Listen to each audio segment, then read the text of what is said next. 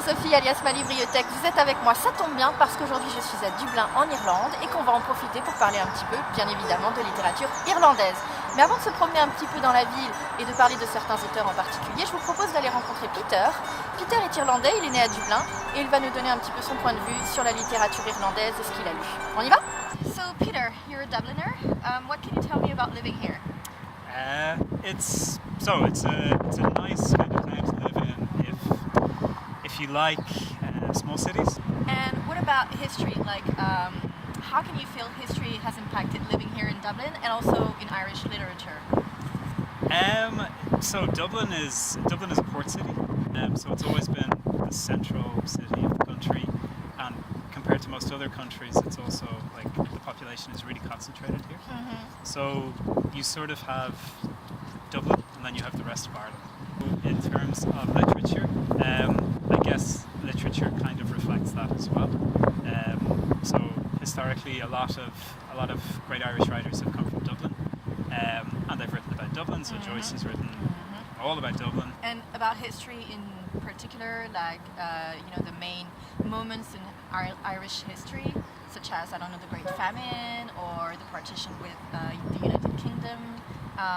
Do you have any recommendation for any specific book or author that focused on these times of the Irish history? Yeah, I mean, sort of lots of modern Irish literature is about, the experience of living in a sort of divided Ireland. You've good historians, you've people like Tim Pat Coogan who've written a lot of good history books about the effects of that on Irish culture.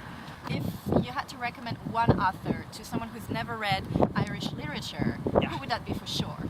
Like the number one? I would start with Joyce. Joyce? Yeah. Do you consider it easy to read? No, I No. don't. No.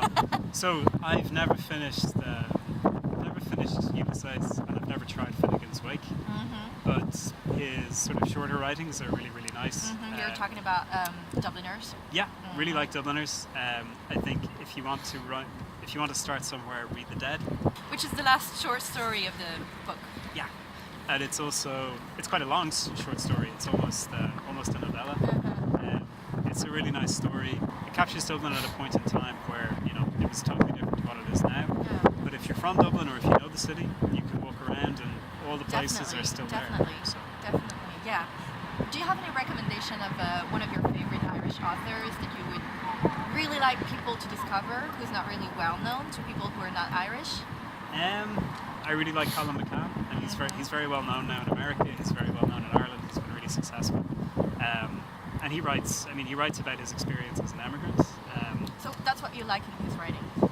Yeah, I think there's quite a lot of that, and also I suppose what I also like about it is just his style of writing. Mm-hmm. He likes sort of starting off with lots of distinct narratives and then finding ways to blend them all together as the stories develop. I like that style of writing. I like that in films as well. So that appeals to me a lot with his writing. Thank you, Peter. You're welcome, Sophie.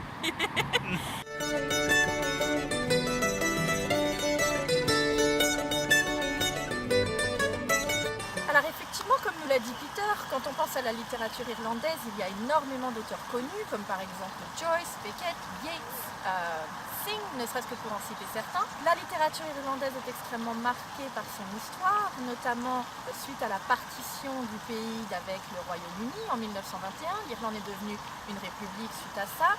Et cette partition a globalement été générée suite à de très fortes dissensions religieuses, mais a également fait suite à une très grande famine qui a aggravé les relations entre les deux nations. La religion catholique, notamment, a clairement façonné et marqué l'Irlande d'aujourd'hui à un point tel qu'on la retrouve presque toujours, d'une manière ou d'une autre, dans les œuvres des écrivains irlandais.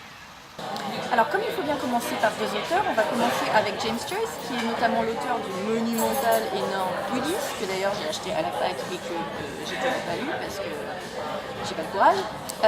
Il a également fait Les gens de Dublin, Finnegan's Wake, Portrait de l'artiste en jeune homme. Et puis bien évidemment Samuel Beckett, le dramaturge, qui nous a laissé En attendant Godot ou Par exemple Monroe. Alors le problème c'est que j'aime ni l'un ni l'autre, parce que entre Beckett qui fait de l'absurde et qui a une vision extrêmement noire de l'être humain et Joyce qui est dans son trip narcissique, introspectif, métaphorique, avec son avatar Steven Vidales. Moi perso j'ai du mal. Après Joyce, ça reste quand même un auteur extrêmement connu et qui est extrêmement étudié à la fac notamment ou à l'école. Et son œuvre est riche, il y a des gens qui adorent. Donc c'est pour ça qu'il faut quand même le mettre sur sa liste de lecture.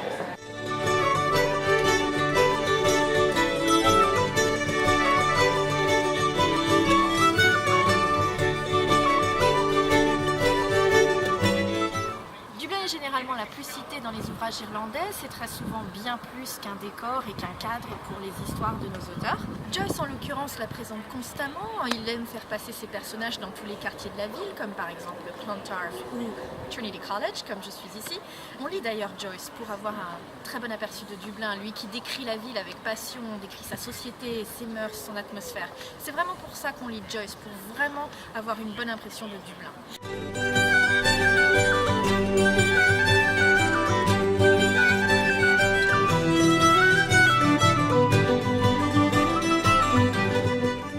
Parlé tout à l'heure de la religion et de l'histoire du pays. L'autobiographie / mémoire de la journaliste Nuala O'Fwellon, intitulée On s'est déjà vu quelque part et publiée en 1996, offre une vision sans retenue de l'évolution de la société irlandaise.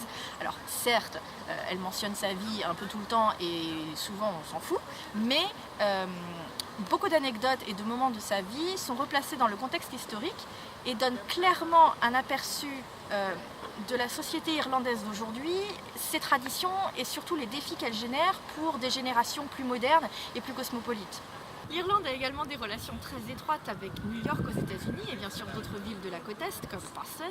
Effectivement, persécutés et affamés, les Irlandais ont commencé à massivement quitter l'Irlande pour les États-Unis dès la fin du 19e siècle. De par cette proximité et des liens historiques du fait que tous les immigrants arrivaient sur Ellis Island à New York, il existe de nombreuses références dans la littérature irlandaise sur la ville américaine. Alors on pense notamment par exemple à Brooklyn de Colm Tóibín. C'est un livre qui a été adapté au cinéma en 2015 et dans lequel une jeune fille quitte justement sa famille irlandaise pour aller vivre le rêve américain, surtout aider sa famille financièrement à la maison. Et puis après on a accessoirement une histoire d'amour, elle rencontre un homme là-bas et puis elle rencontre un homme en Irlande quand elle y retourne.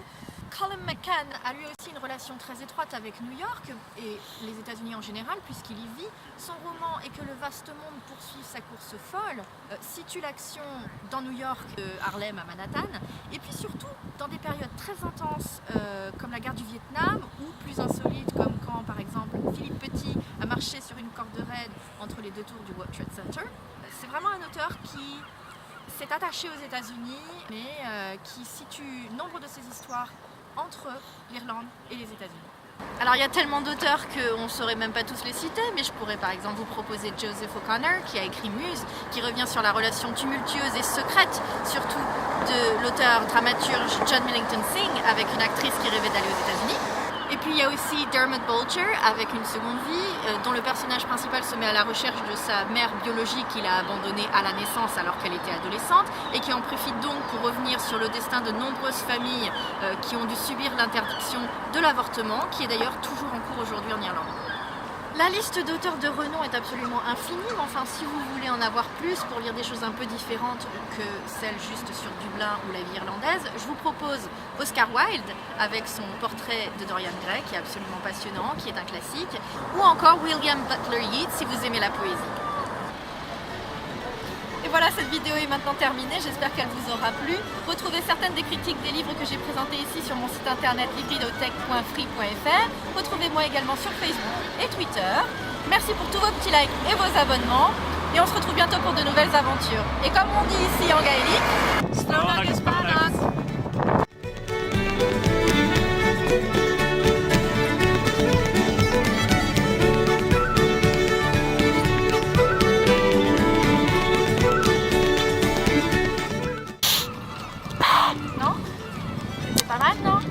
C'était magnifique. La religion catholique. la religion. Ça me fait marrer.